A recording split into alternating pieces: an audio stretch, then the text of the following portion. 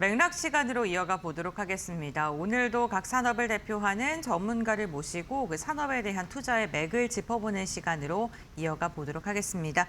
오늘은 대신증권의 양지원 센터장님과 함께합니다. 안녕하세요. 안녕하세요. 네, 반갑습니다. 6월에 이어서 이번 달 역시나 시장은 큰 변동성을 보여주고 있습니다. 특히나 현재 구간에는 10% 넘게 빠지고 있는 유가증권 시장, 코스닥도 8%대 하락 700선 위협받고 있는데요. 지금 시장 자체를 리먼 사태랑 비교가 되기도 하고 IMF만큼의 큰 충격이냐 이러한 이야기들도 나오고 있는데 오늘은 반도체 중국의 굵기 우려에 대한 시장 급락이 좀 크게 나오고 있습니다. 국내 증시 센터장님께서는 7월 달을 어떻게 바라보셨는지 궁금하네요. 일단 6월 마지막 주 정도부터 이제 네. 증시가 조정을 받기 시작했는데요. 일단 조정에 이제 빌미가 된 것은 미국 금리 인상에 대한 우려가 일단 불거지기 시작했고, 두 번째로 이제 반도체 기업들의 실적이 앞으로도 계속 좋을 수 있겠느냐, 그리고 하이퍼스케일러들이 금리가 올라가는 국면에서 대규모 투자가 계속 이어질 수 있겠느냐, 그리고 투자가 되는 만큼 수익을 그만큼 낼 수 있겠느냐, 이런 우기심 때문에 이제 시작이 됐습니다. 일단 저희가 이제 급락의 이유를 찾아보자면 일단 이렇게 되는데요. 사실 제일 첫 번째 생각해야 될 것은 저희가 한국 증시가 올해 너무 많이 올랐다는 겁니다. 그래서 작년 말 대비해서 일단 120% 가까이 이제 올랐었고, 특히나 이제 전쟁이 발발한 이후에 5,000포인트 초반 정도 수준에서 9,100포인트까지 거의 한 3개월 정도 만에 이제 도달을 했기 때문에 일단 투자자들 입장에서는 차익 실현 욕구가 상당히 많았고요. 특히나 이제 외국인들 같은 경우는, 한국 시장에 투자하는 외국인들 같은 경우는 삼성전자하고 하이닉스, 이 시가총액 상위 1, 2위 기업들의 한국 시장 비중 대비 훨씬 더 많은 비중을 싣고 있었을 텐데, 이 두 종목의 주가 상승률이 코스피 상승률을 압도하면서 벤치마크 대비 보유 지분의 어떤 오버웨이 비중이 상당히 많아졌기 때문에 결국 이제 리밸런싱을 위한 매도가 계속 나올 수밖에 없었다, 이렇게 좀 보고 있습니다. 거기에 이제 여러 가지 이제 금리 인상에 대한 우려, 그리고 반도체 기업들, 그리고 하이퍼스케일러들의 투자에 대한 우려, 이런 것들이 좀 같이 엮이면서 힘없이 좀 7월 달 한 달 동안 거의 30% 가까이 이제 밀리는 그런 모습이 나타났다, 이렇게 좀 보고 있고요. 사실 펀더멘탈이 지금 저희가 확인하기에 변한 거는 별로 없습니다. 별로 없고, 금리가 이제 많이 튀고 있다는 부분들, 이런 부분들이 약간 우려이긴 하지만, 사실 한국 기업들 2분기 실적 지금 발표를 진행 중인데 실적들 잘 나오고 있거든요. 20개 업종에서 지금 2분기 실적 이후에 실적의 컨센서스가 더 상향 조정되고 있습니다. 그래서 어쨌든 수급적인 측면이 사실 급락을 불러온 상당히 가장 큰 요인이 아닌가, 이렇게 보고 있습니다. 네, 알겠습니다. 어쨌든 기업들의 실적은 여전히 탄탄한데 심리적인 부분이 시장의 방향성을 좀 무겁게 짓누르고 있는 듯합니다. 이렇게 시장이 고점 대비 많이 밀리다 보니까 역사적인 저점 구간이다라는 평가까지도 받고 있는 유가증권 시장인데요. 지수가 진짜 바닥일까요? 사실 지난주에도 바닥 이야기 나왔는데 또 밀리니까 이게 진짜 바닥 맞나 이런 생각 들거든요. 사실 저도 이게 바닥인지 아닌지 사실 알 수 있는 방법은 없는데, 그렇죠, 네. 일단 지금 오늘 이제 코스피가 6천을 거의 위협하고 있는데요. 네, 맞아요. 일단 2004년 이후로 밸류에이션 측면, PER 밸류에이션 측면에서는 가장 저평가에 있는 구간은 맞습니다. 그리고 고점 대비 하락폭을 봤을 때도 지금 한 달 만에 거의 30% 가까이 빠진 경우는 거의 없습니다. 그러니까 리먼 사태 때 최저점까지는 30% 이상 빠졌지만 결국 네. 종가 바로 끌어올렸기 때문에 그때 대비해서는 지금 더 저평가돼 있다고 좀 보고 있고, 상승폭 대비 하락폭으로 봤을 때 가장 유사한 국면은 이제 닷컴 버블 때라고 일단 네. 저희들이 판단을 하고 있는데요. 1999년, 2000년도에 이제 인터넷 기업들이 상당히 이제 주가 랠리를 펼치면서 당시에 이제 코스피가 한 300포인트에서 1000포인트까지 한 3배 가까이 올라갔다가 거의 50% 가까운 되돌림을 한번 준 적이 있거든요. 근데 그때랑 지금은 또 완전히 다르다고 좀 보고 있습니다. 그 당시에 이제 주가 상승을 주도했던 기업들은 일단 재무 구조라든가 아니면 실적이라든가 이런 측면에서 상당히 탄탄하지 못한 실체가 없는 그 기업들이 상당히 많았고요. 하지만 지금 증시 상승을 주도하고 있는 기업들은 뭐 우리나라 시가총액 1, 2위 그리고 전 세계에서 돈을 가장 많이 벌고 있는 삼성전자 그리고 하이닉스 그리고 미국의 하이퍼스케일러들 다들 탄탄한 재무 구조를 갖고 있기 때문에 사실 그 당시의 그 하락과 지금을 동일시하는 것도 사실은 좀 어폐가 있다 이렇게 좀 판단하고 있고요. 그래서 일단 시장이 지금 불안해하고 있는 이 심리만 되돌릴 수 있다면 장은 다시 정상적인 밸류에이션을 찾아갈 것이다 이렇게 보고 있습니다. 그 심리를 되돌릴 만한 좀 그런 게 있어야 될 것 같은데 수급에 따라서 조금 시장이 크게 흔들리는 모습이 좀 나타나고 있습니다. 그 좀 기대해 볼 만한 게 내일 진행이 될 SK 하이닉스의 실적 발표 그리고 삼성전자의 부문별 실적도 이번 주에 발표 예정이고요. 빅테크 기업들 뭐 어쨌든 지금 반도체가 숫자는 정말 놀라울 정도로 잘 쓰고 있지 않습니까? 뭐 이러한 게 발표가 되면 심리적인 부분이 개선이 될까요?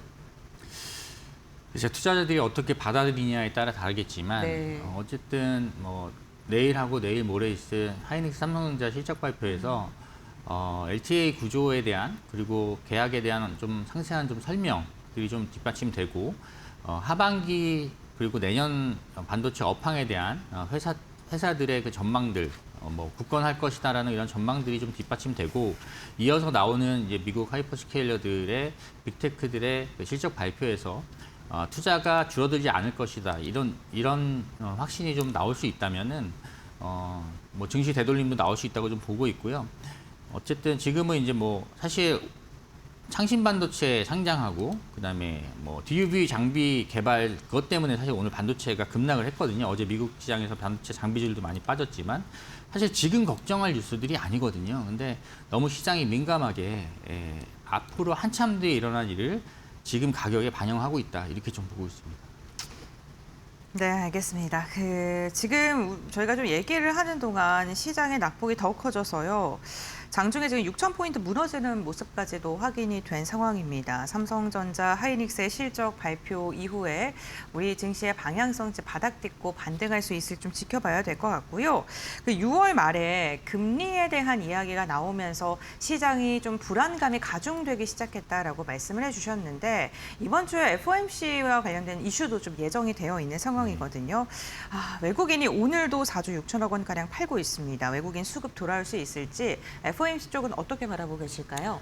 일단 이번 주 수요일에 있을 FOMC에서 미국이 금리 인상을 단행할 가능성은 상당히 낮다라고 보고 있고요. 다만 이제 저희 하우스뷰에서는 올해 미국이 금리를 인상하지 않을 것이라는 전망을 내놓고 있는데요. 최근에 어떤 시장 금리의 상승이라든가 아니면 뭐 블룸버그에서 예측하고 있는 9월달 금리 인상에 대한 상당히 높은 확률의 금리 인상 가능성 이런 것들을 좀 지켜볼 때 어떤 코멘트가 나오느냐에 따라서 좀 시장의 반응은 좀 달라질 수 있지 않을까라고 좀 보고 있고요. 다만 이제 내일 그러니까 수요일 날 있을 그리고 한국 시장으로 목요일 아침에 이제 알게 될 텐데 이번 FOMC가 장의 어떤 변동성을 더 크게 만들지는 않을 것이다라고 일단 보고 있고요. 다만 이제 거기서 인플레와 향후 금리의 어떤 방향성에 대한 코멘트가 어떻게 나오는지가 가장 중요하다 이렇게 좀 보고 있습니다. 네, 앞으로의 금리의 방향성에 대한 코멘트를 주목해 봐야 된다라고 이야기를 해 주셨습니다. 오늘 시장의 약세가 시간이 갈수록 점점 더 깊어지고 있는 상황인데요. 사실 이번 주 그러니까 주말만 하더라도 미국에서 뭐 좋은 소식 많이 들려오니까 기대하셨던 분들 참 많으셨을 것 같습니다. AI 서밋에 대한 뭐 투자의 이야기 속에서도 시장이 이렇게까지 빠질 만한가 그만큼 악재에 굉장히 민감하게 반응하는 시장 아닌가 싶기도 한데요. 센터장님은 어떻게 보실까요?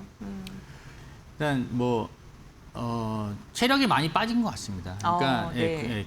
그동안 사실 외국인들이 뭐 상반기 내내 한 150조 정도 매도를 하는 동안에도 개인들이 굳건히 그 물량을 다 받아주면서 사실은 그 물량을 다 소화해줬는데 장이 이제 변동성이 너무 심해지고 레버리지 ETF에 따른 그런 영향도 좀 없지 않아 있었다고 좀 보고 있고요. 그 때문에 이제 개인들이 이제 좀 힘이 붙이고 있는 게 아닌가. 그래서 네. 외국인들의 그 리밸런싱 매도는 거의 끝나가고 있다고 보지만 지금은 이제 워낙 그 거래량이나 거래 대금 자체도 많이 줄었고 뭐 외국인들이 2조, 3조 파는데도 장이 10% 밀릴 정도로 그렇게 지금 좀 증시 체력이 좀 많이 약해졌다 이렇게 좀 보고 있습니다. 증시의 체력이 좀 많이 빠져 있는 상황이라고 하셨는데 지금 그러니까 악재에 굉장히 민감하게 반응할 수밖에 없는데 제가 이렇게까지 좀 시장이 반응을 할 정도인가 싶기도 하거든요. 중국의 반도체 이슈가 좀 시장을 뒤흔들고 있는데 정말 위협이라고 센터장님께서는 보실까요?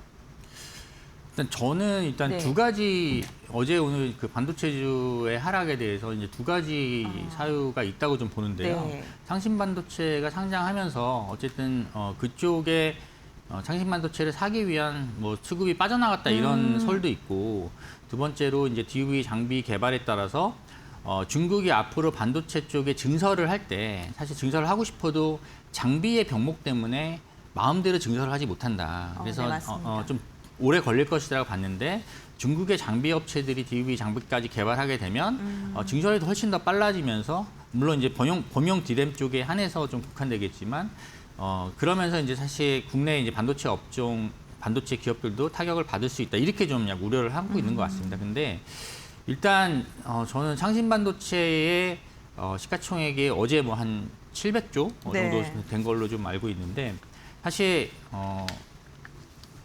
본토에 상장됐습니다. 그래서 본토에 상장됐을 경우에는 외국인들이 본토 주식을 사는 거에 대해서는 중국 정부가 상당히 엄격한 제한 요인을 두고 있기 때문에 사실 그 수급이 얼마나 과연 빠져나갔을까 네. 이런 생각도 좀 하게 되고요.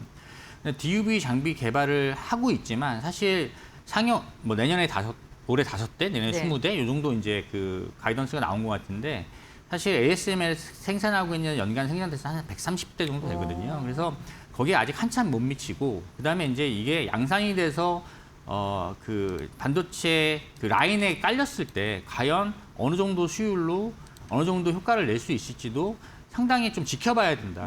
우리나라의 많은 반도체 장비 회사들이 정말 많이 개발을 하려고 하지만 개발할 때마다 항상 어려움을 겪었던 부분들이 되게 많거든요. 그래서 네. 제 생각에는 일단 워낙 지금 시장이 반도체 쪽의 센티가 많이 약해져 있다 보니까 이런 사실 당장 발생하지 않을 것 같은 악재에도 상당히 민감하게 지금 좀 반응한 게 아닌가 이렇게 좀 판단을 하고 있습니다.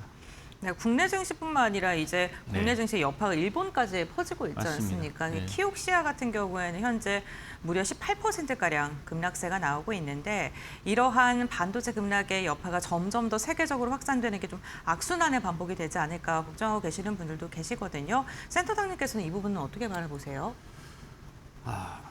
시장을 이기는 경우가 없기 때문에 항상 네. 시장이 맞았다고 이제 저희들이 역사적으로 보면 맞았기 때문에 저희들이 뭐 지금 이 급락이 사실 지금은 저희가 설명할 수 없는 그런 요인들에 의해서 이제 급락이 나오고 있지만 맞을까봐 사실 상당히 두렵습니다. 네, 두렵고요. 하지만 지금 뭐 저희 업종 담당자하고도 계속 실시간으로 대화를 하고 있지만 네. 아직까지 상당히 우려할 만한 요인은 아니다라고 일단 담당자는 얘기를 하고 있어서 뭐 그 말을 믿어보기로 했습니다. 네. 저도 한번 믿어보겠습니다. 네. 담당자님의 말씀을. 만약에 인센티적인 측면이 해소가 된다면 다시 결국에는 숫자라던가 모멘텀에 주목을 할 수밖에 없지 않습니까? 지금 시장에서 나왔던 그 AI 서밋이 정말 반짝하고 사라졌거든요. 네. 근데 저희가 좀 어떤 부분을 좀 주목하면 좋을지 굉장히 굵직굵직한 MOU들이 많이 나온 것으로 알고 있는데 요거 좀 그래도 정리를 해주시겠어요? 예, 일단 뭐 큰 틀에서 보면 이제 반도체 클러스터, 네. 뭐 인프라, AI 데이터 센터, 그다음에 로보틱스, 피지컬 AI 이르는 AI 생태계 전 주기에 걸쳐서 한국이 상당히 글로벌 빅테크들하고 상당한 협력 구도를 좀 구축을 했다. 그래서 뭐 단기적으로 이게 뭔가 실적에 뭔가 도움이 되는 건 아니지만 어쨌든 중장기적으로 한국의 반도체 산업이 계속해서 어떤 성장을 이어나갈 수 있는 어떤 그런 기반을 마련했다는 측면에서 좀 의미가 있다라고 좀 보고 있고요. 뭐 일단 뭐 당사에서는 일단 뭐 삼성전자, 하이닉스, 네. 뭐 네이버, 그리고 뭐 현대차 이런 기업들이 실제적으로 시간이 지나면서 수혜가 나타날 수 있는 기업들로 보고 있습니다. 네, 알겠습니다. 반도체, 자동차, 인터넷 뭐 대표 업종들 결국에는 시장을 주도했던 주도주들이 다시금 좀 부각을 받지 않을까라는 말씀까지 해주셨습니다. 7월장 참 어려운 시장이었는데요. 이제 며칠 남지 않았습니다. 이제 월이 바뀌면 시장의 분위기도 바뀌었으면 좋겠거든요. 네, 8월 전략 어떻게 잡으면 좋을까요? 예, 사실 뭐 저희가 지금이 바닥이다, 뭐 이렇게 딱 말씀드릴 수는 없습니다. 네. 예, 계속 장이 생각했던 것보다 더 밀리고 더 조정을 받고 있기 때문에 사실 장담할 수는 없지만, 하지만 항상 지나고 나서 보면 밸류에이션이 쌀 때가 저점이었던 건 맞거든요. 네. 그래서 근데 지금 2026년 12개월 포워드 기준으로 지금 한국 코스피가 한 5배 초반 정도 구간까지 떨어졌습니다. PER 기준으로. 그래서 사실은 여기서 더 빠진다고 하더라도 사실은 뭐 빠질 수는 있지만 거기가 바닥일 수 있다라는 그런 생각을 가지고 있고요. 이미 그 조정을 많이 받을 만큼 받았기 때문에 사실 여기서 지금 뭐 주식을 보유하고 계신 분들이 여기서 손절매를 하시는 그런 것보다는 오히려 버티기 하시는 게 더 낫다고 좀 보고 있고요. 만약 현금을 보유하고 계신 투자자분들이라면 오히려 6천을 이탈하는 이런 국면에 아주 용기를 내서 그동안 이제 주도했던 종목들 그리고 하반기 내년까지 실적의 어떤 흐름이 어느 정도 담보된 섹터, 특히 이제 반도체라든가 뭐 금융이라든가 이런 쪽 위주로 접근을 하시는 게 맞지 않나 이렇게 좀 생각을 하고 있습니다. 네, 알겠습니다. 오늘 양지환 센터장과 함께 변동성이 극심한 장세 속에 우리가 어떻게 전략을 잡아야 되는지 이야기를 나눠봤고요. 결국에는 시장의 심리가 회복하게 된다면 실적이 탄탄하게 숫자가 받쳐주는 종목을 중심으로 또 다시 반등을 시도할 것이다라고 이야기해 주셨으니까요. 종목 전략 세우시는 데 참고해 보시면 좋겠습니다. 센터장님과의 말씀 오늘 여기까지 나누겠습니다. 고맙습니다.